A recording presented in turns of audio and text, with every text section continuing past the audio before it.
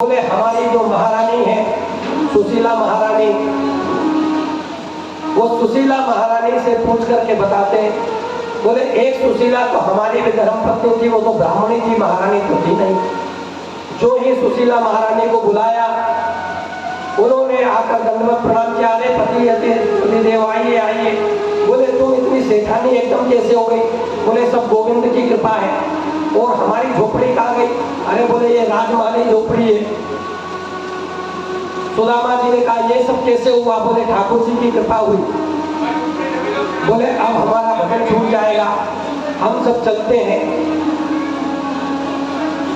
तो ठाकुर जी ने अंदर से ही आवाज लगा ली सुदामा जी के घर से, जाओगे कहाँ?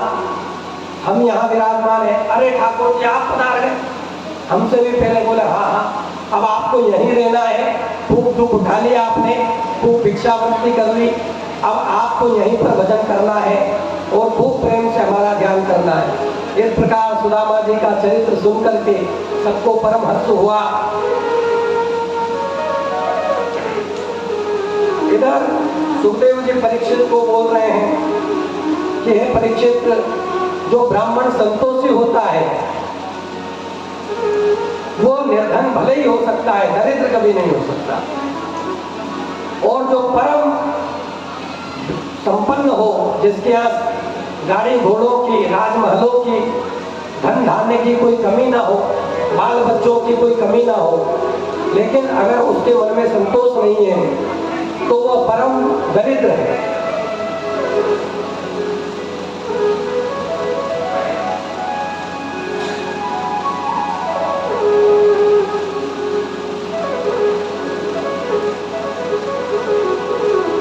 अब 100 वर्ष हो गए ठाकुर जी को, ब्रज को छोड़े हुए ठाकुर जी को पूरे 100 वर्ष हो गए हैं। वसुदेव जी के मन में आया कि अब हम जो है एक यज्ञ का अनुष्ठान करें, जो कुरुक्षेत्र से हमारे मल्होत्रा जी महाराज और अन्य पधारे हैं। उसी कुरुक्षेत्र की परम पावन धरा को, जहां पर महाभारत का युद्ध हुआ, धर्म क्षेत्रे कुरुक्षेत्रे समवेता युयुत्सवः मामकाः पांडवाश्चैव किम कुर्वन् संजय। ऐसा धृतराष्ट्र ने जिज्ञासा की थी संजय के सामने। जहाँ के हमारे गुरु भाई जो हैं नरेश जी भी पधारे हैं। पहले अध्याय का पहला ही श्लोक है। जी जी माँ। और ग्रोवर साहब वहीं से 30 किलोमीटर दूरी पर रहते हैं। जी। बिमला जी, ग्रोवर साहब, मल्होत्रा जी साहब, कपूर साहब। कपूर साहब तो चंडीगढ़ विराज गए आजकल राजधानी में नेताओं की। जी। और संत राम जी वहीं विराजते हैं।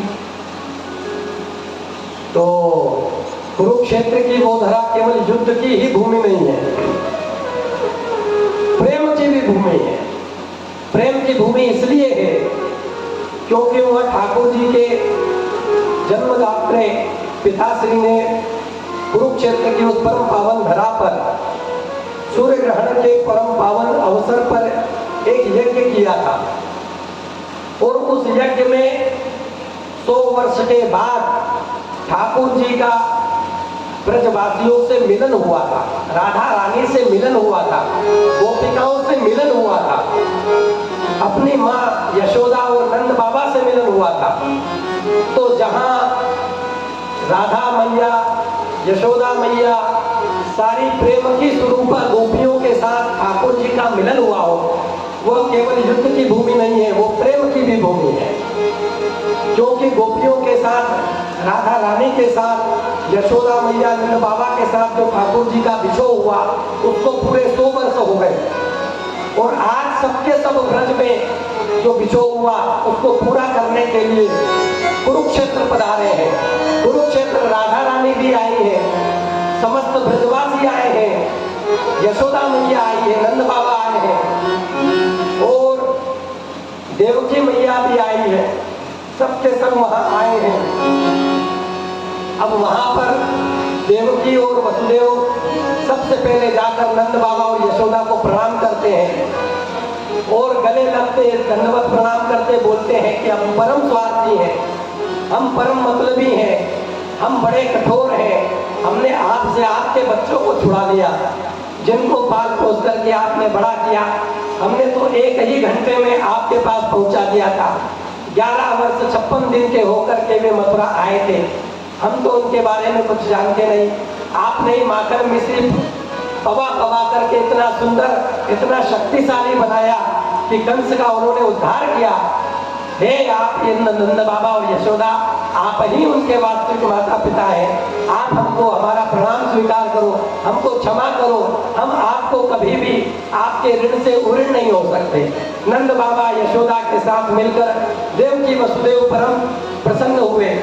यशोदा मैया ने पूछा, मेरा लाला कहाँ है, मेरा कन्हैया कहाँ है, मेरा ठाकुर कहाँ है? बोले अभी बुलाती हूँ। नंद बाबा और यशोदा से देवकी वसुदेव के लाडले प्यारे ठाकुर जी जाकर के मिले, बलराम जाकर के मिले, दंडवत प्रणाम किया। मैया कैसी हो मैया मैया, और मैया के चरणों में पड़े तो मैया ने अंक से लगा दिया। मैया के स्तनों से दुग्ध की धारा बह चली और मैया ने खूब अपने प्रेमाश्रुओं के जल से कन्हैया को पूरा भिगो दिया। अद्भुत दृश्य है, देवता पुष्पों की वर्षा कर रहे हैं, प्रेम की बाढ़ आ गई, वात्सल्य की बाढ़ आ गई। उस कुरुक्षेत्र की पावन धरा पर, वहां पर द्रौपदी जी भी पधारी है, पांडवों का भी आना हुआ है। और द्रौपदी आई तो सबसे पहले भगवान की 16,108 जो रानियां हैं उनसे मिली। अच्छा, जब देवियां इकट्ठा होती है तो पता है ना क्या होता है सत्संग में। सत्संग क्या करती है, द्रौपदी ने जितनी भी महारानी पटरानी थी ठाकुर जी की, सबसे पूछा तुम ठाकुर जी के जीवन में कैसे आई, क्योंकि देवकी जो द्रौपदी है वो ठाकुर जी की सहेली भी है, सखी भी है, इसलिए सबसे पूछती है भाई तुम्हारा जीवन में आना कब से हुआ। जैसे नए नए गुरु भाई बहन को देख करके पुराने गुरु भक्त पूछते हैं, भाई आप गुरु माँ से कैसे जुड़े, गुरु जी से कैसे जुड़े, सबके प्रेम के संबंध है। तो द्रौपदी ने सबसे पूछा आपका विवाह कैसे हुआ। सब अपनी अपनी कथाएं सुना रही है, सब अपनी अपनी लीलाएं सुना रही है। हमारे विवाह में इतना झगड़ा हुआ, हमारे विवाह में ऐसा हुआ, रुक्मिणी जी ने क्या हमारा तो हरण ही कर लिया, हमारे भाई की दाढ़ी मुंह छटा दी। इस प्रकार समस्त 16,108 रानी पटरानियों ने अपने विवाह की मंगलमयी मधुर वार्ता द्रौपदी जी को सुनाई। सब लोग बड़े प्रसन्न हुए। अब मन में ख्याल है गोपियों के मन में भी कि हम भी श्री कृष्ण की रानियों से मिले, और रानी पटरानियों के मन में अत्यंत उत्कंठा है कि राधा रानी का तो खूब नाम सुना पर दर्शन आज तक हुआ नहीं। तो सब राधा रानी का दर्शन करना चाहती हैं। ठाकुर जी के पास गए सभी रानियां, बोले हम राधा रानी के दर्शन करने जाना चाहती हैं। ठाकुर जी ने कहा अवश्य जाना, लेकिन खाली हाथ मत जाना। बोले हम प्रिया जी की सेवा में नित्य जो है केसर का दूध उपस्थित करते थे, इसलिए तुम जो है केसर का दूध बढ़िया स्वर्ण के पात्र में लेकर के जाना, वो बहुत प्रिय है राधा रानी को। सारी जो पटरानियां हैं, रानियां हैं, द्रौपदी जी सहित राधा रानी का दर्शन करने गई और जाकर के देखा तो द्वार पर अत्यंत सुंदरी एक खड़ी हुई थी। उन्होंने सोचा यही राधा रानी होगी, उन्होंने दंडवत प्रणाम किया, उन्होंने उठाया, हृदय से लगा दिया। अरे बोले क्षमा करें, हम राधा रानी नहीं है, अरे हम तो मंजरी की भी दासी हैं, हम मंजरी की भी दासी हैं, और हमारे से ऊपर मंजरी, मंजरी के ऊपर किंकरी, इस प्रकार की 7 चक्र 7 प्रकार की दासियां आपको मिलेंगी, उसके ऊपर अष्ट सखियां मिलेंगी, तब कहीं जाकर के राधा रानी आपको दर्शन मिल पाएगा। बोले अरे जिन राधा रानी की दासियों अष्ट सखियों के बाद दासियों की दासी इतनी सुंदर है, वो राधा रानी कितनी सुंदर होगी। रानियों का तो जितना सौंदर्याभिमान था, क्योंकि ठाकुर जी उनकी सेवा में जाते तो वो समझती सत्यभामा आदि के हमारे सौंदर्य के ऊपर रीच करके ठाकुर जी हमारे पास इतना प्रेम देते हैं, उनका अभिमान सब जाता रहा। आगे बढ़ी तो उनको फिर एक सुंदर स्त्री मिली, उन्होंने सोचा यही राधा रानी होंगी, प्रणाम करने लगी। बोले ना ना, अभी ऐसी 7 और मिलेंगी। सबसे अंत में जो है ललिता और विशाखा मिली, जिन्होंने समस्त रानी पटरानियों को लेकर के उनको राधा रानी के पास लेकर गए। सबसे आगे रुक्मिणी जी हैं, और हाथ में स्वर्ण का लोटा है, उसमें गरम गरम दूध है केसर वाला। और राधा रानी के पास गई, राधा रानी को प्रणाम किया। अत्यंत अमिट तेजस निकल रहा है, प्रकाश हो रहा है राधा रानी के वदार। पूरे कक्ष में राधा रानी का प्रकाश फैल रहा है और इतनी शांत गंभीर मुद्रा में राधा रानी कृष्ण कृष्ण कृष्ण का भजन कर रही है। पूरे शरीर और रोम रोम से कृष्ण कृष्ण का उच्चारण हो रहा है। कमरे में कृष्ण कृष्ण कृष्ण की ध्वनि सुनाई दे रही है। जैसे ही कक्ष में प्रवेश किया तो रानी पटरानी महारानी उनके तेज को देख करके बार बार आंखें मिचाती है। इतना तेज तो हमने आज तक देखा नहीं, इतना सौंदर्य आज तक देखा नहीं। हम सब तो इनकी दासी की दासी की दासी की दासी की दासी भी नहीं है, पैर की धूली के बराबर भी नहीं है। इसीलिए तो कृष्ण कन्हैया लाल इनकी याद करते हैं। राधा रानी ने इशारे से सबको बिठाया, सभी रानियों को आसन दिया और रुक्मणी जी ने सोने का जो कलश, जो लोटे के अंदर दुग्ध लेकर, गौ दूध लेकर के उपस्थित हुई थी, वो राधा रानी को अर्पित करते हुए बोली कि आपके लिए ठाकुर जी ने हमको आज्ञा दी थी इसलिए लेकर आई है। राधा रानी बोली, जब से ब्रजेंद्र नंदन ने ब्रज को छोड़ा, हमने दूध को पिया तो क्या, दूध को चखा भी नहीं, स्पर्श भी नहीं किया। पर बोले ये तो प्रभु ने ही आपकी सेवा में भेजा है। जैसे ही राधा रानी ने सुना कि प्रभु ने सेवा में भेजा है, क्यों ही गरम गरम केसर या दूध गट-गट करके एक सांस में पी गई राधा रानी। और कोई सांसारिक चर्चा रानियों से नहीं कि तुम्हारा विवाह कैसे हुआ, कि बाल बच्चे कैसे हैं, कि और कुछ क्या है ना, कोई सांसारिक चर्चा नहीं की। राधा रानी ने सिर्फ इतना पूछा, गोविंद का स्मरण करती हो, गोविंद का ध्यान करती हो कि नहीं, भजन ठीक चल रहा है ना। बस इतना ही पूछा, इतना ही सत्संग हुआ।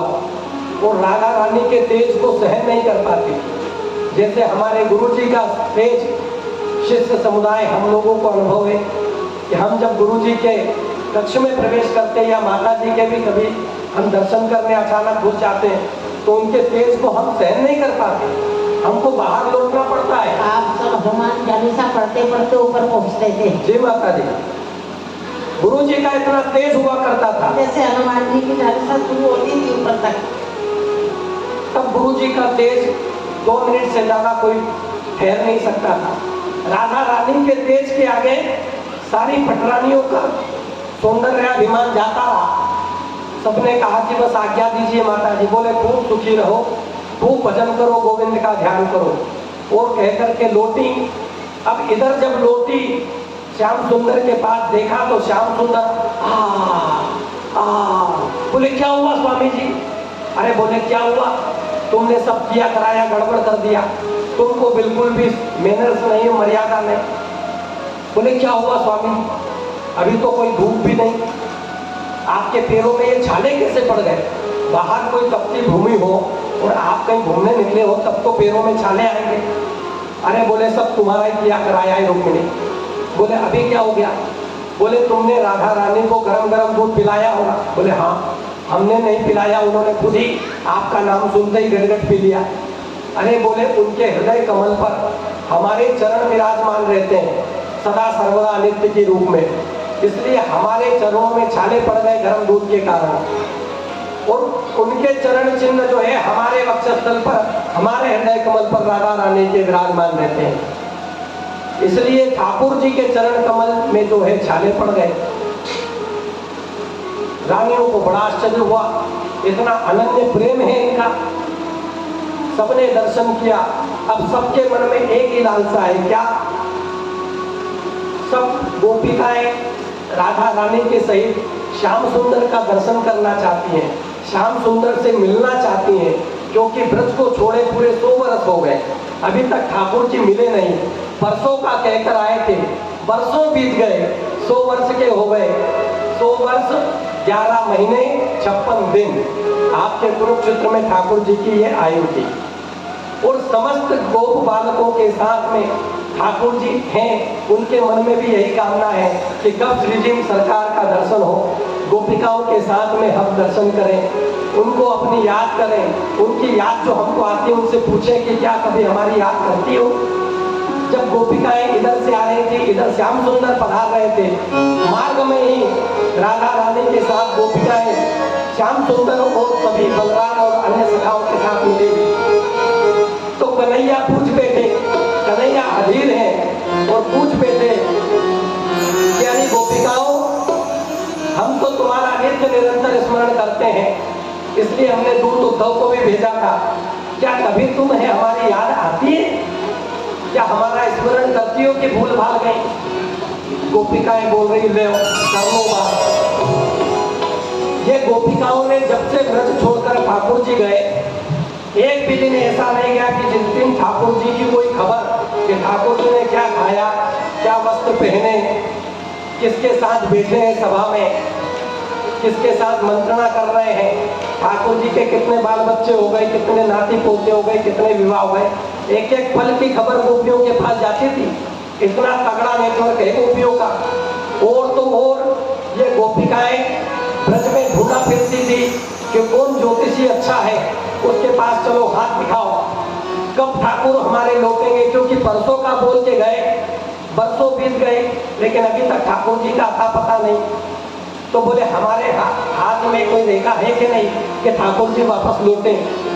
तो बेचारा एक बड़ा बूढ़ा प्रामाणिक ब्राह्मण था, वो रोज गोपियों को उत्तर देता, कल आ जाएंगे ठाकुर जी, परसों आ जाएंगे, लेकिन ठाकुर जी का कोई अता पता नहीं। उसके इष्ट आराध्य गोपेश्वर भगवान महादेव शंकर थे।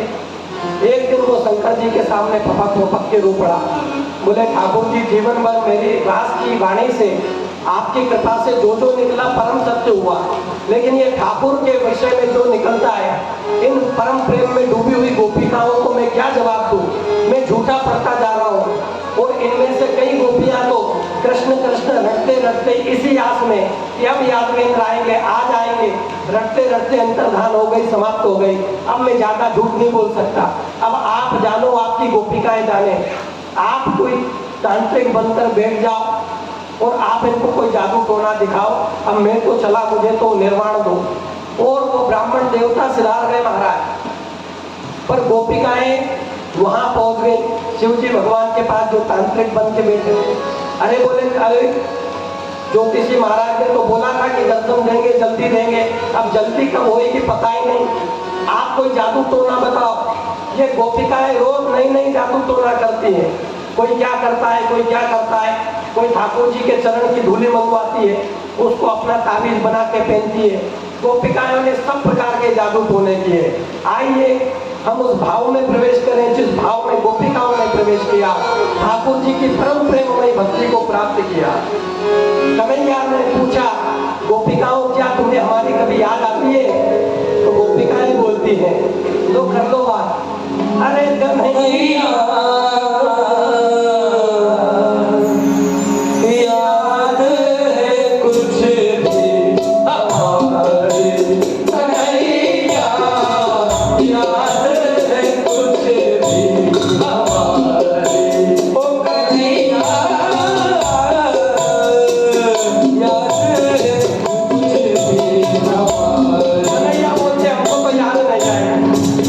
बोले वाह, क्यों याद नहीं है? बोले भूल गए।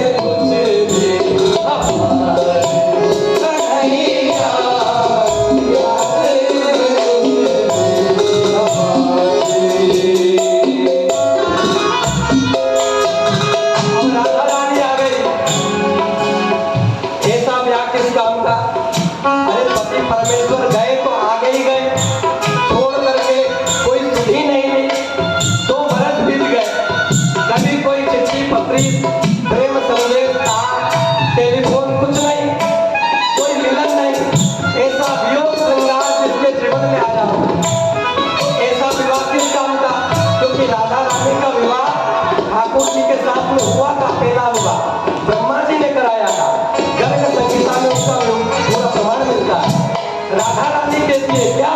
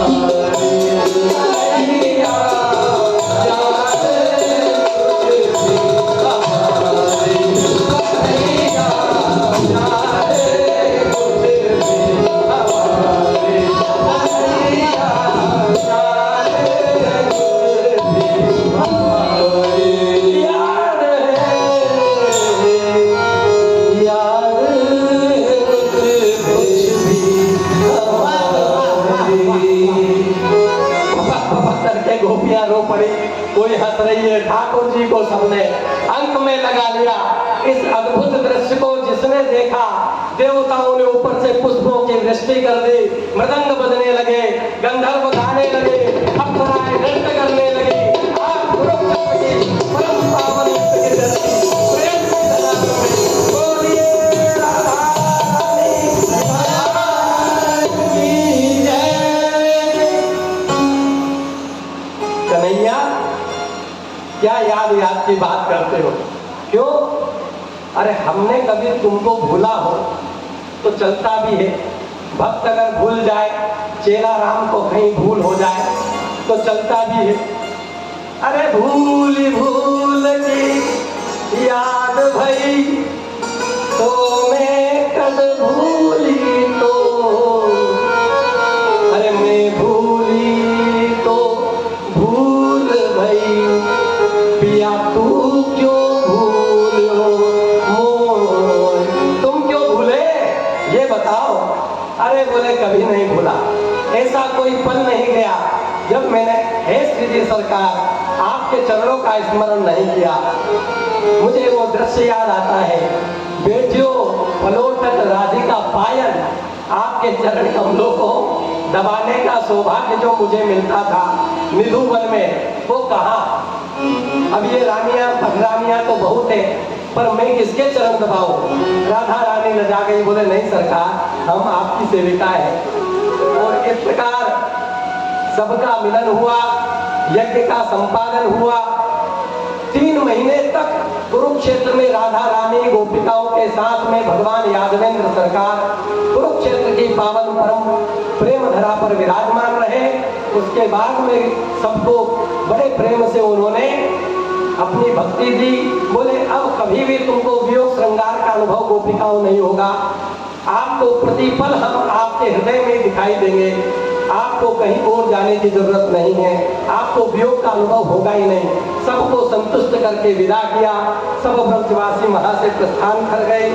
और एक दिन की बात है, कन्हैया द्वारिका लौटे सुधर्मा सभा में प्रतिदिन बैठा करते हैं।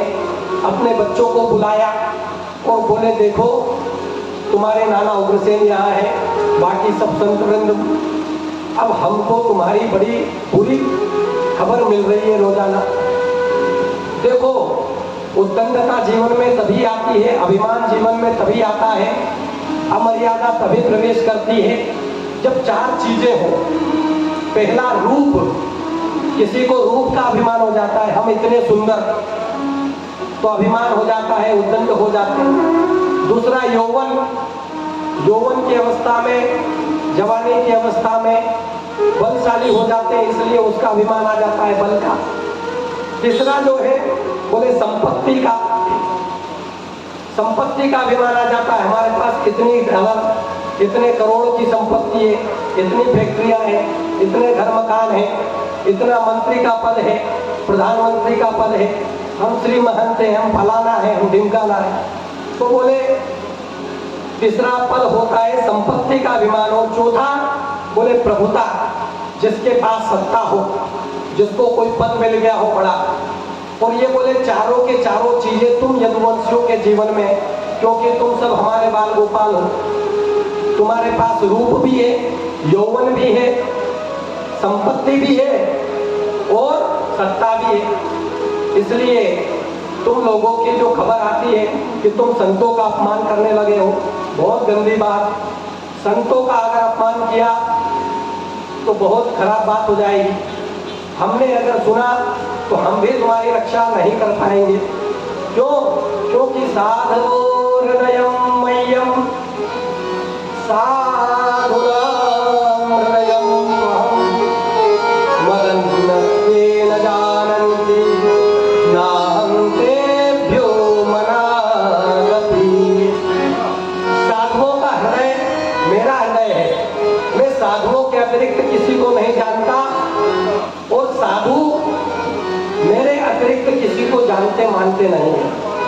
इसलिए मैं संतों के अधीन हूँ, इसलिए साधुओं के प्रति कोई अपराध मत करना। क्यों? बोले साधु अवज्ञा तुरत भवानी और कर कल्याण अखिल के हानि। साधु अवज्ञा तुरत भवानी और कर कल्याण अखिल के हानि।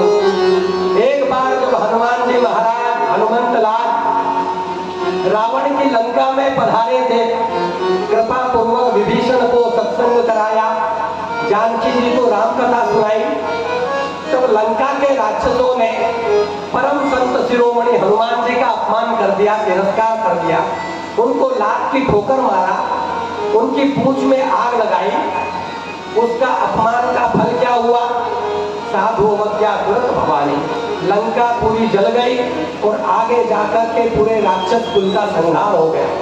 इसलिए कभी संतों का अपमान तिरस्कार मत करना। अपने बेटों को भगवान श्री कृष्ण समझा रहे हैं, देखो शाम तुम सुन रहे हो ना, अरे प्रद्युम्न तुम सबसे बड़े हो, इसलिए तुम सबको लेकर चलना, कोई अपराध ना करे संतों का। ठाकुर जी ने खूब समझा दिया। नाना उग्रसेन को बोला तुम बूढ़े बड़े हो, इनका ख्याल रखना, संतों का अपमान नहीं होना चाहिए। और एक बात की बात है कि उसी प्रभासपट्टनम में वहां पर भांडेर बनते, वहां पर सारे संतों की गोष्ठी हुई। उसमें दुर्वासा मुनि भी थे, नारद जी भी थे, अन्य संत विश्वामित्र आदि भी थे। वो सबके सब संत मंडली वहाँ भजन कर रहे थे। पतले जो बैठे हैं कुर्सी पे वो उड़ जाए, गुलशन को जरूर कुर्सी दे दे। तो वो सब संत वहाँ इकट्ठा थे, सत्संग चल रहा था और वसुदेव जी भी उदास थे क्योंकि सत्संग नहीं मिलता था। तो नारद जी ने उनको नवयोगेश्वर संवाद सुनाया। ठाकुर जी की कृपा से, गुरु जी की वाणी से, परम पूज्य अम्मा जी ने भी वो सत्संग बहुत सुना है और बहुत कथाओं में हमने उस श्लोक का बहुत श्रवण किया। सब संतों के मध्य श्रीमद् भागवत का वो नवयोगेश्वर संवाद का प्रथम श्लोक जिससे पूज्य माता जी की कथा प्रारंभ होती थी, आइए उस श्लोक का वाचन करके, उसका श्रवण करके हम अपने आप को पवित्र करें। दुर्लभो मानुषो देहो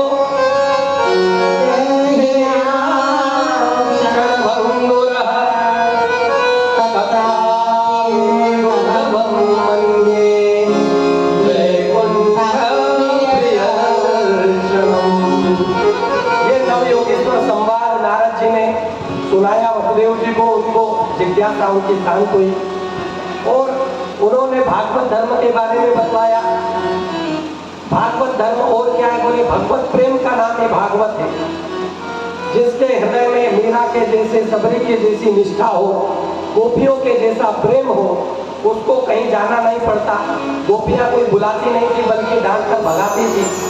ये बिन बुलाए मेहमान की तरह घुसे चले जाते थे उनके घर में और जबरदस्ती घुस करके उनके यहाँ माखन मिश्री चोरी करने पहुंच जाते, तरह तरह की लीलाएं करते। उनके छीके पर जो दही की हंडिया होती उसको बंदरों को खिलाते, सबको खिलाते, गोप बालकों को। और कभी उनका घूंघट उठाल देते, कभी उनके साथ मस्करी करते, कभी रास रचाते।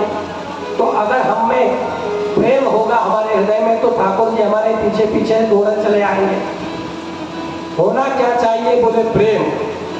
तो भागवत धर्म और कुछ नहीं है, विशुद्ध प्रेम दो है, भगवत प्रेम, उसी का नाम भागवत धर्म है। नारद जी ने वसुदेव जी को समझाया। इस भागवत धर्म में 3 चीजें आवश्यक है। सबसे पहला विश्वास। अगर आपका अपने गुरु के चरणों में एक बार गुरु बना लिया, तब गुरु कहे कि दिन है तो दिन, रात है तो रात। गुरु जी कहे कि जाना है तो जाना है और नहीं जाना है तो चुप करके वहीं बैठो। हम तो छोटे छोटे थे, लेकिन गुरु के गुरु पर भी विश्वास होना चाहिए जी, और उनके गुरु पर भी विश्वास होना चाहिए, तो बात बने। पूरी गुरु परंपरा पर अटूट विश्वास होना चाहिए। हमने देखा काशी में गुरु जी महाराज का दर्शन करने कई लोग आते थे, कई सेठ जी आते थे। एक बार तो हमारे सामने की बात है कि एक सेठ जी को 2 बार उनका रिजर्वेशन कैंसिल हुआ और गुरु जी आ गए कि हम दर्शन देंगे ही नहीं। उदाहरण के लिए दोषी परिवार बैठे हुए हैं, तो अपन भाई बैठे हुए हैं, तो गुरु जी के यहाँ जो है दर्शन करने की अनुमति नहीं मिले, तो अब ये लोग क्या करें। बगैर अनुमति गुरु जी की आज्ञा के जा भी नहीं सकते। ऐसी लीला हमारी माता जी भी रचती हैं। जब जाने का समय आता है कि आज्ञा मांगे तो ये तान पट्टा सो जाती है कि अब आज्ञा देनी नहीं पड़े।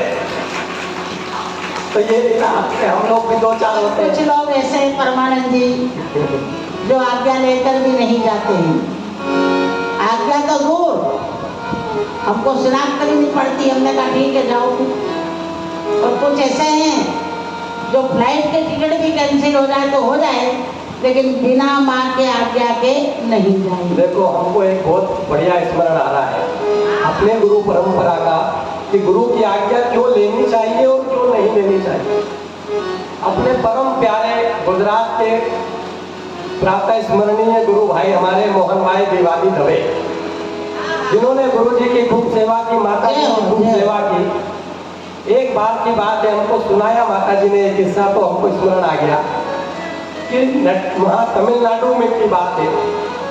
तमिलनाडु हॉस्पिटल में जब गुरु महाराज का ऑपरेशन वगैरह की सब लीलाएं चल रही थी, और एक दिन गुरु जी किसी बात से नाराज हो गए। मोहन भाई को बोल दिया कि तुम जाओ, अब भी के अब भी तुम्हारा बोरिया बिस्तर बांधो और तुरंत जाओ, सिद्धपुर जाओ। अब मोहन भाई बेचारे फूट फूट करके रोवे, पेड़ के नीचे जाकर के बैठ गए। और हमारे जो है एक बड़े अच्छे प्रिय गुरु भाई जो शंकर बाबा और उनकी मंडली है, उनने तो सोचा कि भाई ये चले जाए तो अच्छा है, क्योंकि जितने लोग खस के उनको उतना ही आनंद आता था। अब मोहन भाई बेचारा दिन रात सेवा में लगा रहता, माता जी के साथ सहयोग करते। तो हमारे काका साहब भी बड़े सुनाते थे इस प्रसंग को कि ऐसा हुआ है। मोहन भाई को जब बोल दिया गुरु जी ने कि हम दर्शन नहीं देंगे, कोई सेवा नहीं लेंगे, भगाओ इसको यहाँ से, जाता क्यों नहीं है। अब मोहन भाई बेचारे रो रहे, पूरा सुबह से हो गई, शाम हो गई, मोहन भाई ने भोजन नहीं किया। लोग पहुंचे तो गुरु जी ने पूछा कि क्यों, गया कि नहीं गया अभी तक। बोले नहीं महाराज, को पेड़ के नीचे बैठा है, रो रहा है। बोले क्या करता है। बोले दीदी आई थी, उनके पास चला गया, दीदी ने भोजन कराना है तो बोले थोड़ा बहुत किया, बोले फिर भी रो रहा है, नहीं जाना चाहता है। अरे बोले भगाओ उसको यहाँ से, भगाओ, तुरंत भगाओ, नहीं मिलना, नहीं दर्शन करना, नहीं सेवा लेनी।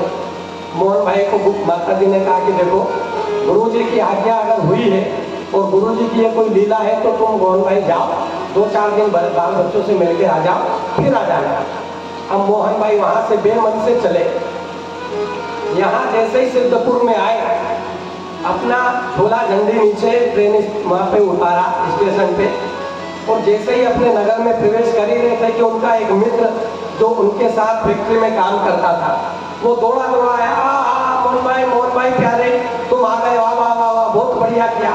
अरे देखो तुम्हारे खिलाफ नोटिस निकला था, अगर कल तक तुम नहीं पहुंचते तो तुम्हारी नौकरी चली जाती। मोहन भाई को तो वहीं के वहीं गुरुजी का स्मरण आज्ञा खा करके वो फूट फूट कर रोने लगे। अरे हम तो समझे थे कि गुरुजी ने हमको भगा दिया, पर देखो गुरुजी हमारा कल्याण करना चाहते हैं, इसलिए गुरुजी ने हमको भेजा कि भाई ये ब्राह्मण बालक है, इसकी नौकरी नहीं जानी चाहिए। पता है घर परिवार कैसे पालेगा, नौकरी चली जाती है अगर गुरुजी वहां से उसको आज्ञा नहीं देते। तो गुरु की आज्ञा अवश्य पालना करना चाहिए। तो विश्वास, पहला संबंध भागवत धर्म में है, बोले विश्वास। विश्वास तो फलदायक, आपका विश्वास जितना गहरा होगा उतना पत्थर में से भी ठाकुर जी प्रकट हो जाते हैं। तो क्या बात है इंसानों की, और गुरु साक्षात परब्रह्म है। दूसरा है संबंध। हमारे जीवन में जिस किसी भी चीज का अभाव हो उसको भगवान से भर लेना चाहिए, गुरु जी से भर लेना चाहिए। अगर हमारे जीवन में पुत्र का अभाव हो तो भगवान को, ठाकुर जी को अपना पुत्र मान लेना चाहिए। बेटी का अभाव हो तो ठाकुर जी को अपनी बेटी मान लेना चाहिए, राधा रानी को अपनी बेटी मान लेना चाहिए। अगर धन संपदा का, वैभव का अभाव हो तो सोच लेना चाहिए कि ठाकुर जी का नाम, उनका भजन ही हमारी संपदा है। वो भजन तुम्हारा संपदा से भी कहीं बढ़ चढ़ करके काम करेगा। और जैसे कल मैया ने घटना सुनाई, मैया के पास उज्जैन कुंभ करने के समय पैसा नहीं था, द्रव्य नहीं था, लेकिन ठाकुर जी की भजन की जो संपदा थी उसी ने पूरा कुंभ का निर्वाह किया और पूरा संपन्न हो गया। वो पूरा भंडार भरा हुआ था, अन्न का भंडार की कहीं कोई कमी नहीं थी। सब लोग उज्जैन वासी भी है यहाँ, सबने बड़ा परिश्रम किया, कहाँ से ट्रक आता था, चावल आता था, पता नहीं चलता था। तो ऐसी ठाकुर जी के भजन की कृपा हो जाती है। होना क्या चाहिए? समर्पण। संबंध बनाओ ठाकुर जी से, गुरु जी से, और उस संबंध का निर्वाह करो। बेटा माना है तो जैसे बेटे के साथ बर्ताव होता है वैसा ठाकुर जी के साथ बर्ताव होता है। अगर बेटी माना है राधा जी को तो राधा जी को बेटी माना है तो पूरा राधा जी को बेटी के समान पूरा बर्ताव। और देखो बेटी का नाम हुआ और माता जी की लाडली प्यारी बेटी आ गई, संगरूर वाली, केतन वाली हो गई है। अब भगवत प्रेम ही भागवत धर्म है, ऐसा समझाया। देवताओं ने पधार करके द्वारिका में आए, भगवान श्री कृष्ण से विनती की कि प्रभु अब आपकी लीला का जो कार्य है वो पूर्ण हो गया है, अब आप अगर उचित समझें तो वैकुंठ में पधारें। उधर उद्धव जी को खबर लग गई कि देवता का मंडल गया है। उद्धव जी भगवान कृष्ण के पास गए, बोले मैं ये क्या सुन रहा हूँ गोविंद, तुम चले जाओगे?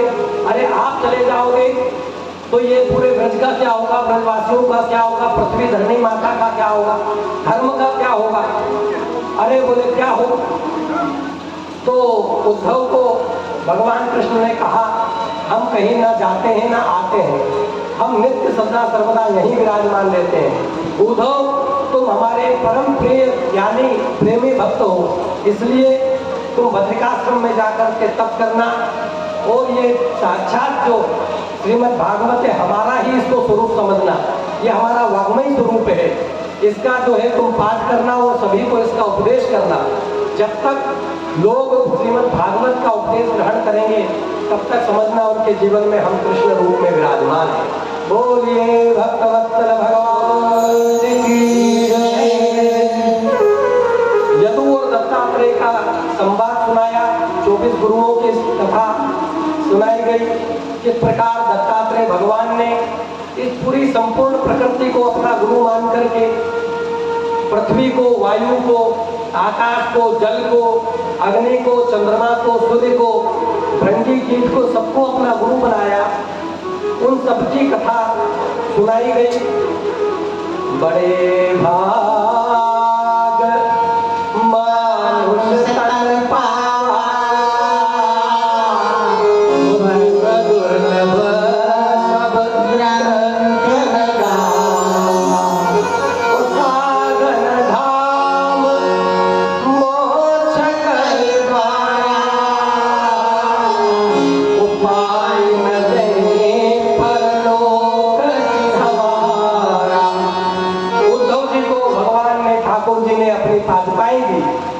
प्रकार हमारे प्राणाराध्य प्रतिफल स्मरण करने वाले श्री सद्गुरुदेव भगवान ने कृपा करके हमारी गुरु माँ जी को अपनी पादुकाएं अर्पित की, जो भागवत का श्रवण कर रही है, उपदेश कर रही है, हम भी श्रवण कर रहे हैं उन्हीं के द्वारा।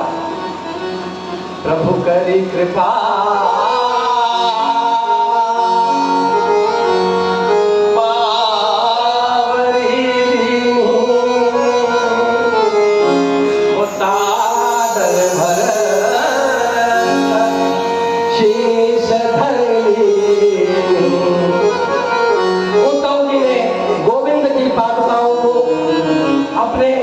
सिर पर धारण कर लिया, नेत्रों से अश्रु का जल भर रहा है। कुछ भी कहो गोविंद, अभी आपका प्रत्यक्ष दर्शन हो जाता था। अरे बोले, ये वांग्मय स्वरूप जो ठाकुर जी का है, ये पादुकाएं हमने आपको दी है और श्रीमद् भागवत में ही मैं प्रवेश करूंगा, तुम कहीं जाना नहीं उद्धव। हाँ, हमारे परम प्रिय काका, हमारे परम प्रिय लाडले प्यारे भक्त बोले कौन? बोले दो ही जगह हमको स्वाद आया, एक रामावतार में शबरी के बेर खाकर जिसके यहाँ स्वाद आया था, और कृष्णावतार में जिन काका विदुर के घर हमको विदुरानी के यहाँ केले के फल खाते हुए हमको जो स्वाद आया, ऐसे विदुर काका हमको बड़े याद आ रहे हैं। देखो, कृष्ण जैसा महान पुरुष साक्षात भगवान नारायण जाते जाते किसकी याद कर रहे हैं? किसी धन संपत्ति वाले की याद कर रहे हैं ना, किसकी याद कर रहे हैं? जो अकिंचन समस्त पदों को त्याग करके, मंत्री पद को त्याग करके पर्णकुटी बनाकर भगवान कृष्ण का भजन कर रहे हैं। उन गोविंद का स्मरण करने वाले अपने परम प्रेमी भक्त का भगवान ने जाते जाते स्मरण किया।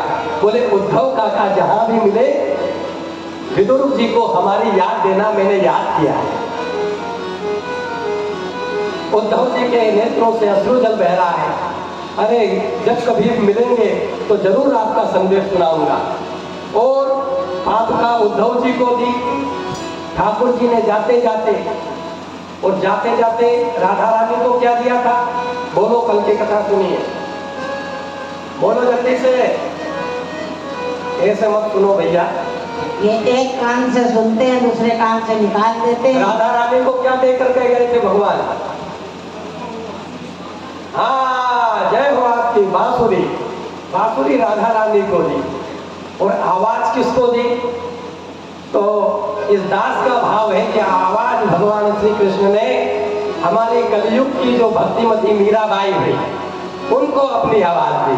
पायो जी मैंने राम रतन धन पायो। जो उस मीरा ने भजन गाते गाते गोविंद को प्रकट कर दिया, स्वयं सदैह द्वारिका में समा गई। इस कलयुग में उनकी देह किसी ने पाई नहीं। द्वारिका जी में साक्षात श्री विग्रह में समाने का सौभाग्य मीराबाई को मिला। और नरसिंह मेहता को क्या मिला?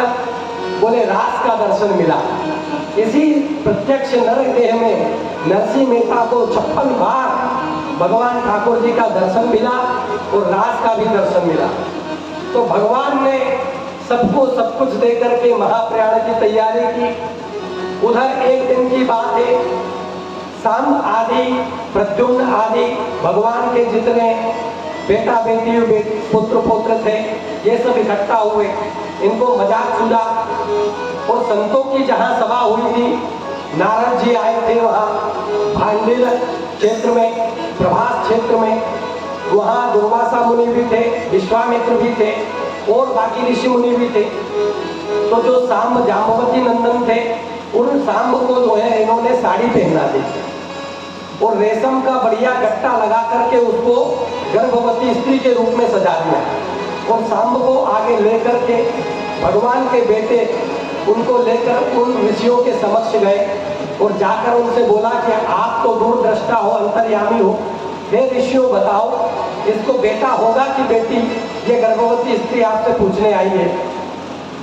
जो ही दुर्वासा मुनि ने देखा, अरे ये तो सांब है, जाम्बवती नंदन कृष्ण का बेटा है, और हमारे ही आशीर्वाद से ये सब हुए हैं, और हमारी ही परीक्षा लेने आए हैं। दुर्वासा मुनि ने क्रोध में भरकर श्राप दे दिया जाओ इसको मूसल होगा, ना बेटा होगा ना बेटी, मूसल होगा मूसल, और तुम्हारे पूरे कुल का संहार उस मूसल से हो जाएगा।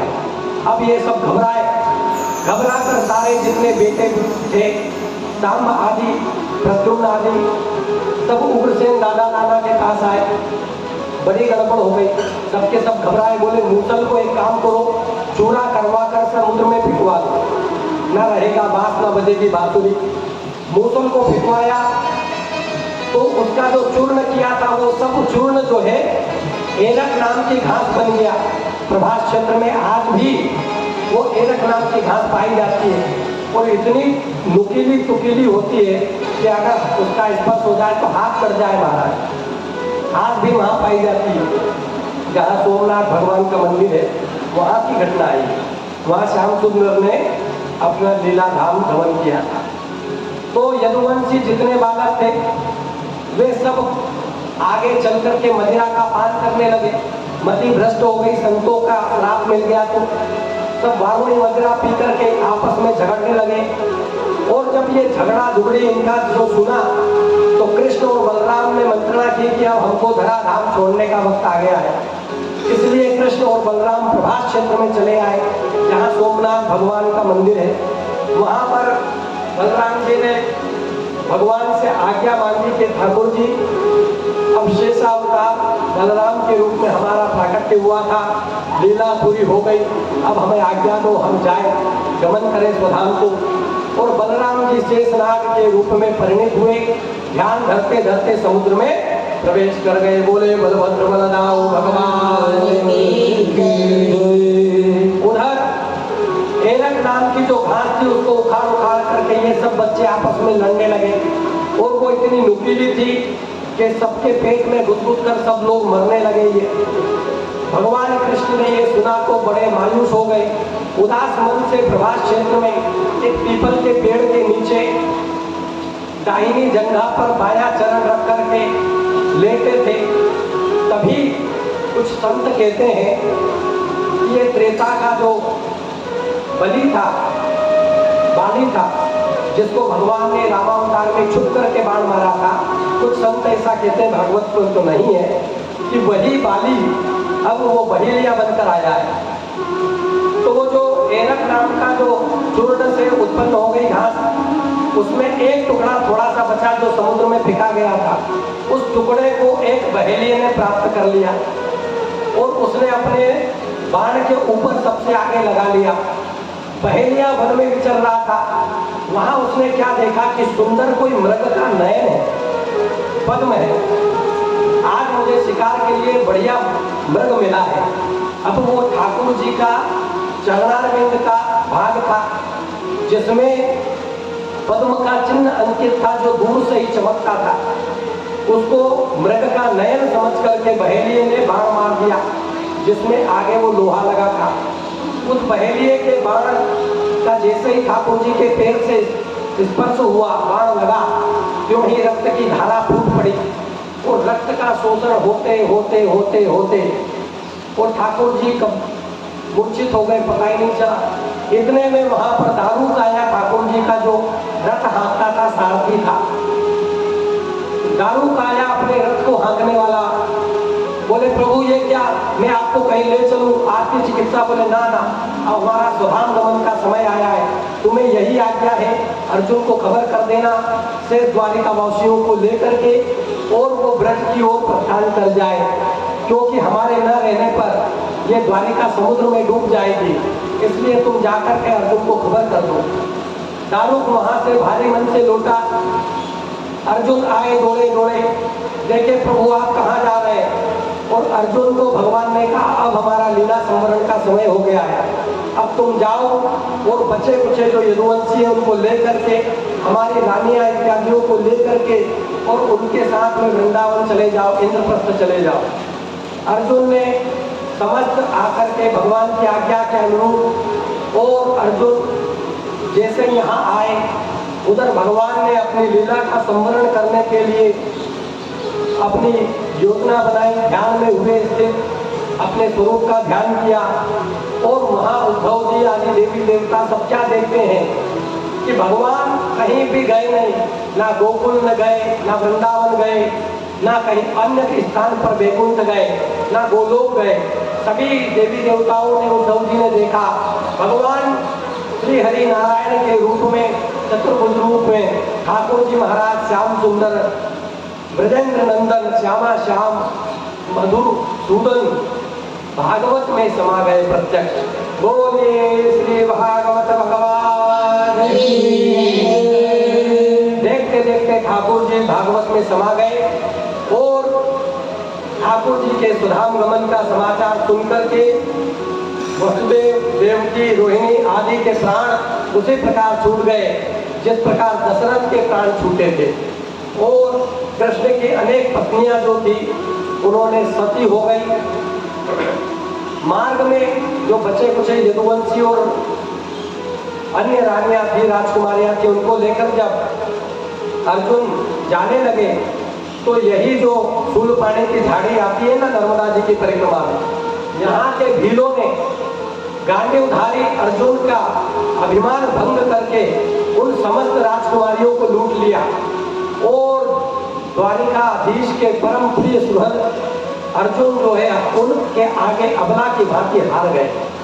तब अर्जुन के मन में एक ख्याल आया कि देखो कृष्ण के रहते इस गांडीव में भी गांडीव की शक्ति थी, रथ वही है, रथी भी नहीं हूँ जिसके आगे समस्त राजे महाराजा अपना मुकुट धरते थे, और आज अबला की भांति मुझको इन गोप बालकों ने लूट लिया है। और द्वारिका जो है समुद्र में समा गई। सुखदेव जी परीक्षित को पूछते हैं, बताओ परीक्षित, हमने 7 दिवस पर्यंत तुमको भागवत कथा सुनाई, क्या अब तुमको लगता है कि तुम्हारी मृत्यु होगी? बोले ना, ना मैं कभी जन्म लेता हूँ, ना मेरी कभी मृत्यु हो सकती है। बोले तक्षक किसको काटेगा? बोले इस शरीर को काटेगा, हमको नहीं काट सकता। एक क्या, 1000 क्या, लाखों तक्षक भी अगर काटे तब भी मेरा कहीं मरण नहीं होगा। हाँ, ये शरीर भस्मीभूत होगा। सुखदेव जी महाराज प्रसन्न हो गए, बोले यही अंतिम उपदेश है कि हमें तमाम प्रकार की आदि व्याधि, जरा पीड़ा, उन सबसे जीवन में हमारे देह धारण किए तो मृत्यु तो अवश्य आएगी, लेकिन हमारा शरीर मरेगा। हम तो आत्मा है और आत्मा को अगर हमने जीते जी परमात्मा में लगा लिया तो हम जीते जी मुक्त हो जाएंगे। मरने की आवश्यकता नहीं है मुक्ति पाने के लिए। परीक्षित, आज से हम तुमको राजर्षि कहते हैं, तुम राजर्षि परीक्षित हो। और भागवत में राजर्षि कहकर के सुखदेव जी ने परीक्षित का अभिनंदन किया। परीक्षित ने जवाब दिया, प्रभु न में मृत्यु शंका, न में जाति भेद, चिदानंद रूपा शिवोऽहं शिवोऽहं, चिदानंद रूपा शिवोऽहं शिवोऽहं, चिदानंद रूपा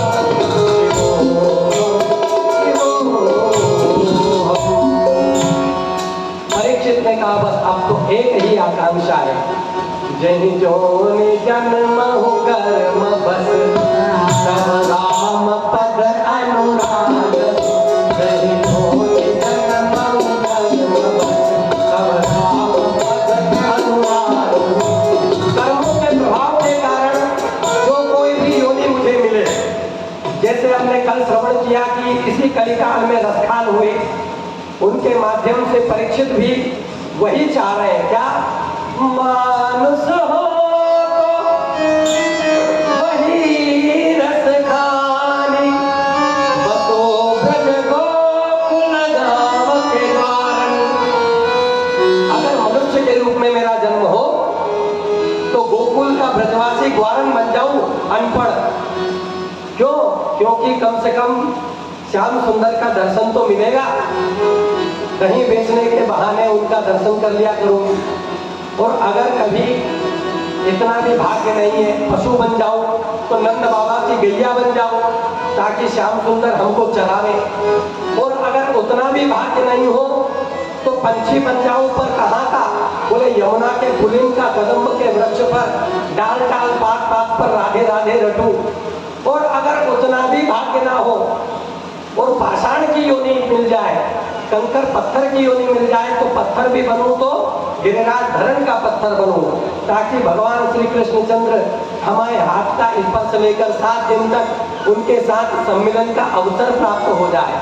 इसलिए मानुष हो तो वही रस खानी, बसु ब्रज गोकुल धाम के कारण, जो पशु हो तो गावत मेरो, चलो नित नंद की धेनु मजारन। और जो पग हो तो बसेरो करो नित, कालिनी कून कदम्ब किनारे।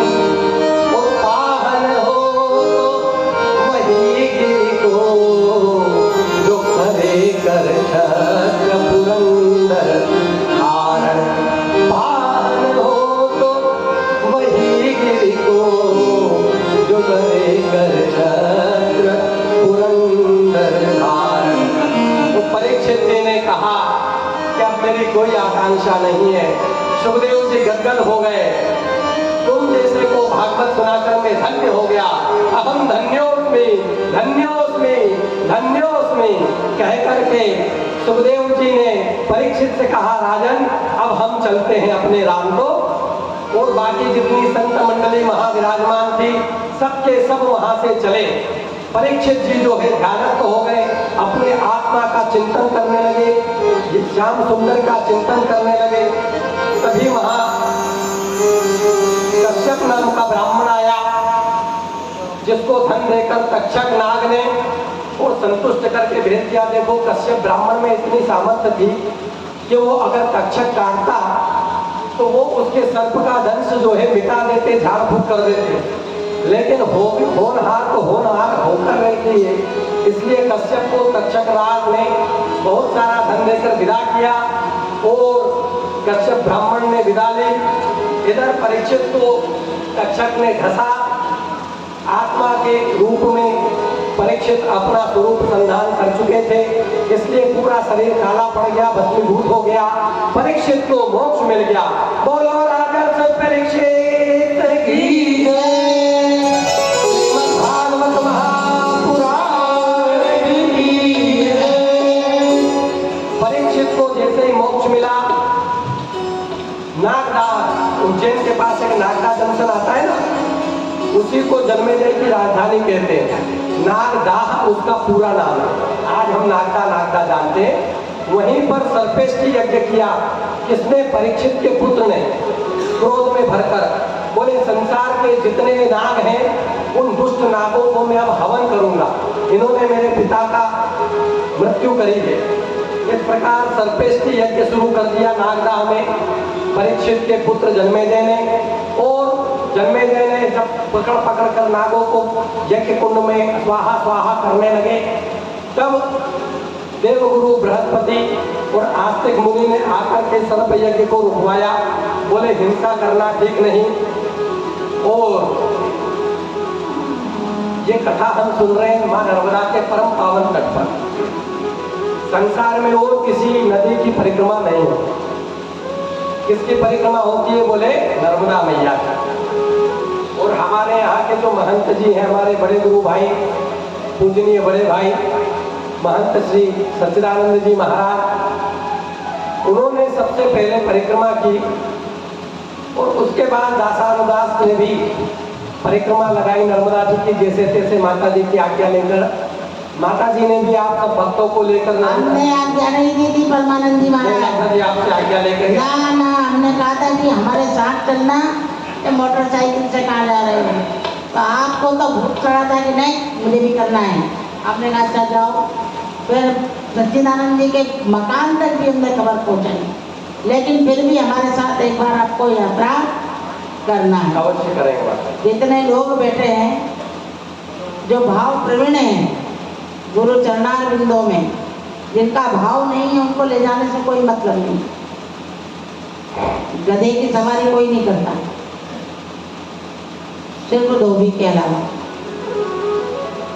तो हमारे साथ आपको यात्रा पर चलना है। नर्मदा महारानी की जय। परमानंद जी महाराज, 9 जो नाग हैं जी वो नर्मदा महारानी के भाई हैं जी इस नाते नर्मदा जी हमारी बुआ भी हैं। जी। चुनाव आगे तो नर्मदा मैया की जो जिन्होंने प्रथम प्रदक्षिणा की थी, ऐसे मार्कंडेय मुनि जिन्होंने अनेक कल्प देखे, उनके मन में एक बार विचार आ गया। वो शिव जी को अपना इष्ट आराध्य मानते थे, तो उनके मन में विचार आ गया कि प्रभु आपकी कृपा से भजन तो खूब चल रहा है, परिक्रमा भी लगा ली नर्मदा जी की। और नर्मदा जी कैसी है? बोले कंकर कंकर शंकर है, जहाँ ये कंकर को भी शंकर बना देती है। इसलिए मार्कंडेय मुनि के मन में भाव आया कि हम भगवान की माया का दर्शन करें।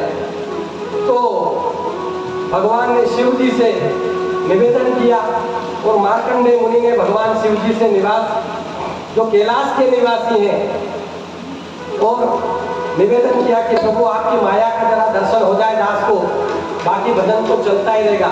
आइए हम भी जरा दर्शन करें कैलाश के निवासी कैसे हैं। कैलाश के निवास नमः बाज बाज हो, बाज बाज हो, आजो शरण बिहारी भोग बाज बाज हो। कैलाश के निवास नमः बाज बाज हो, बाज बाज हो, आजो शरण बिहारी भोग बाज बाज हो। कैलाश के निवास नमः बाज बाज हो, बाज बाज हो, आयो शरण बिहारी भोग बाज बाज हो।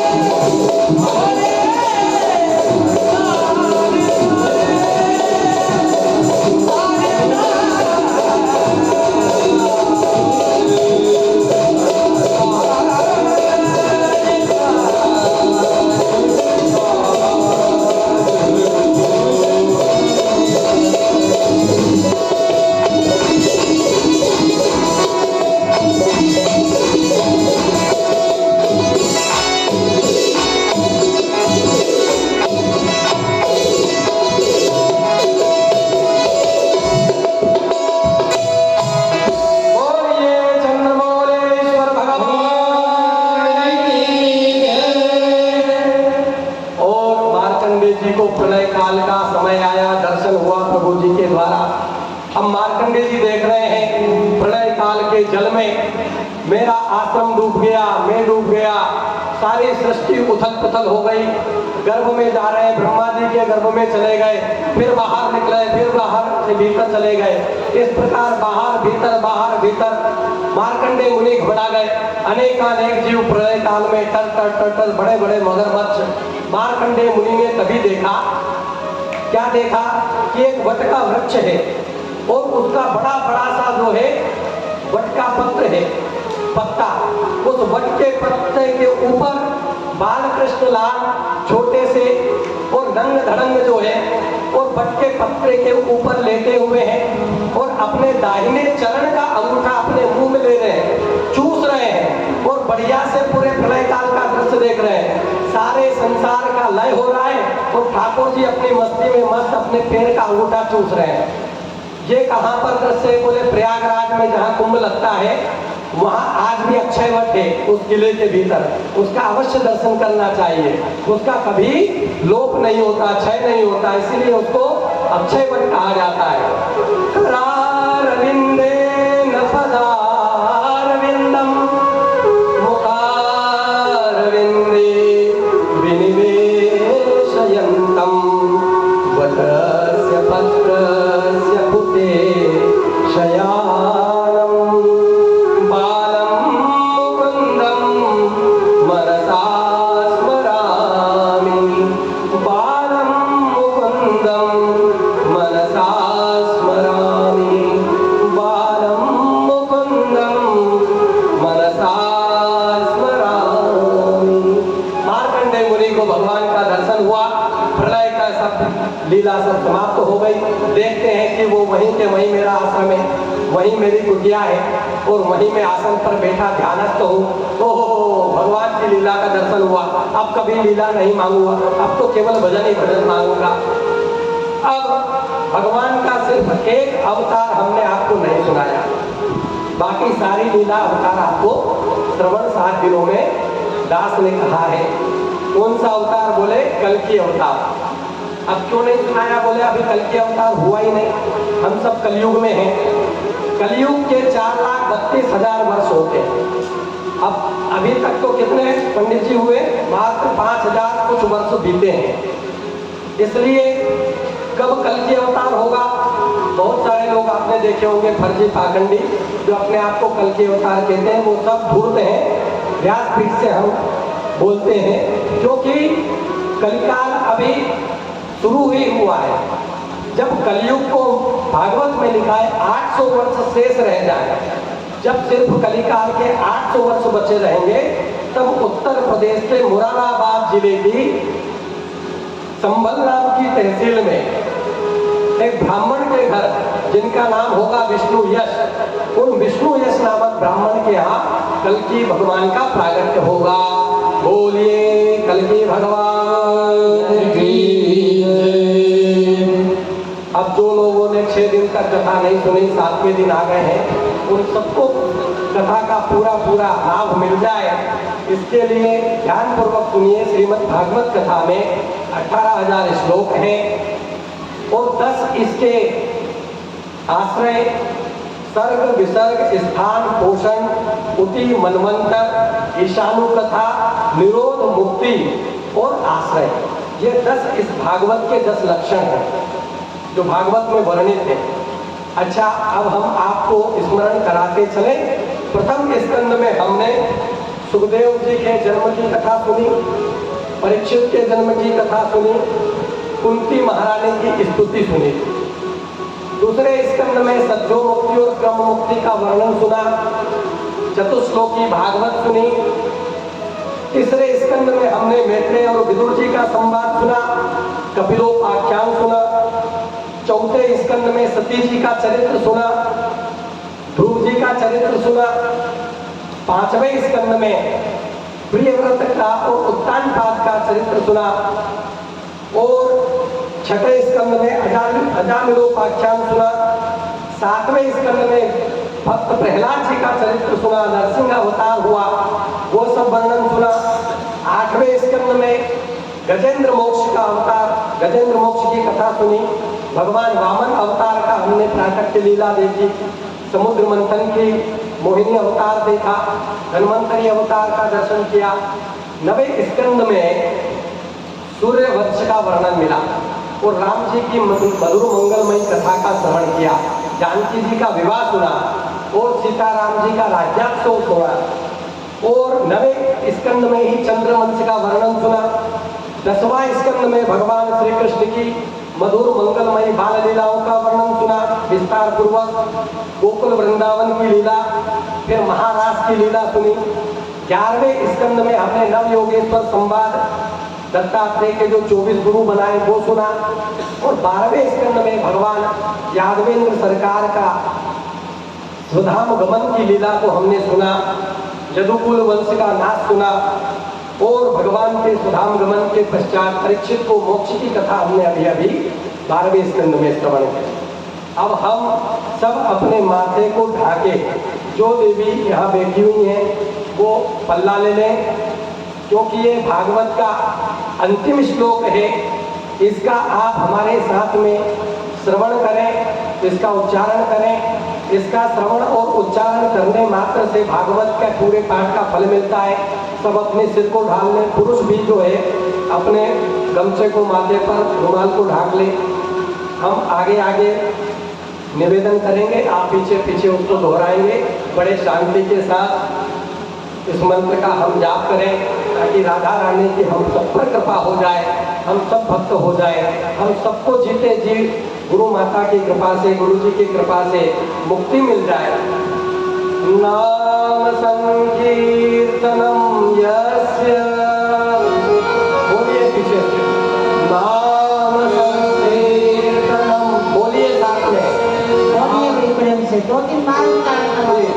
नाम संकीर्तनम यस्य, नाम संकीर्तनम यस्य, नाम संकीर्तनम यस्य, नाम संकीर्तनम यस्य, सर्व पाप प्रणाशनम, सर्व पाप प्रणाशनम, सर्व पाप प्रणाशनम, सर्व पाप प्रणाशनम, प्रणामो दुःख समनम, प्रणामो दुःख समनम, प्रणामो दुःख समनम, प्रणामो दुःख समनम, तं नमामि हरिं परम, तं नमामि हरि परम, तं नमामि हरिं परम, तं नमामि हरिं परम, तं नमामि हरिं परम, तं नमामि हरि परम। बोलिए श्री भागवत भगवान की जय। अब यहाँ होलिका महोत्सव का विधान है। सबके मन में एक ही भाव है कि किशोरी जी की कृपा से हमारे जीवन में भक्ति का संचार हो। राधा रानी की बगैर कृपा के कोई गोपी भाव को प्राप्त नहीं कर सकता। उनकी कृपा के बिना कोई श्याम सुंदर के नजदीक नहीं भटक सकता। इसलिए बड़े प्रेम से हम सब राधा रानी से ये भाव से मांगे कि हे किशोरी जी, ऐसा कुछ इंतजाम हो जाए कि हमारे जीवा पर राधा राधा नाम हो जाए। किशोरी कुछ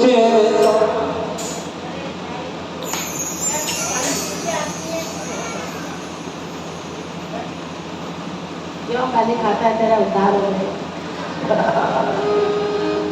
नरेश भाई कपूर साहब, अरे धीरे धीरे आओ प्यारे मोहनलाल, हमारे राजकुमार।